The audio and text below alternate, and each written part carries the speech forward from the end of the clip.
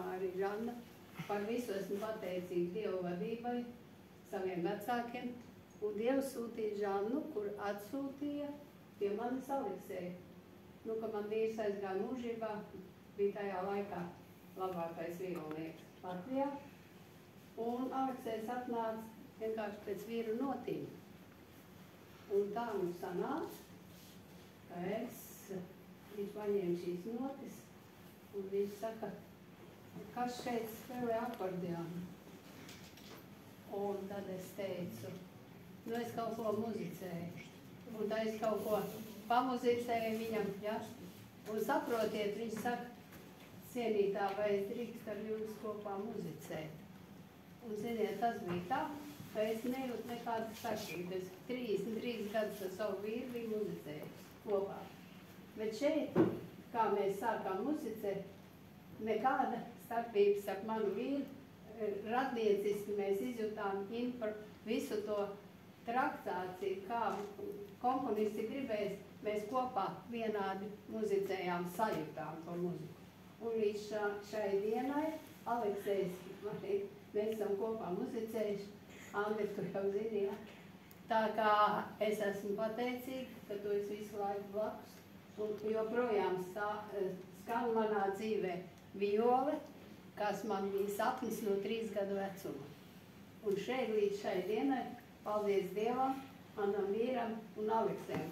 Aleksējs Paļiesnikovs, man ir tāda laime, kad atkal ir viņš šajā brīdī, ir Latvijā labākais violnieks.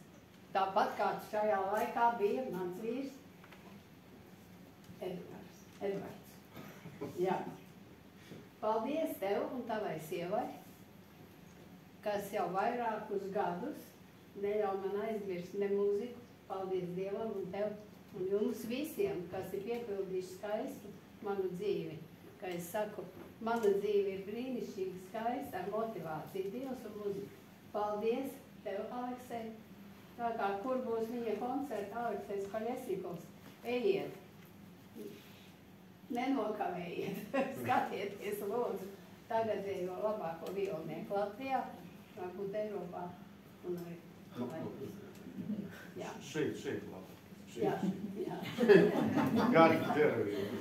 Nelaidīsim prom, lai tagad tikai kāda karaliene mūsu latviešu muziķis ir apbalvojis, un tad tas ir mūsējie.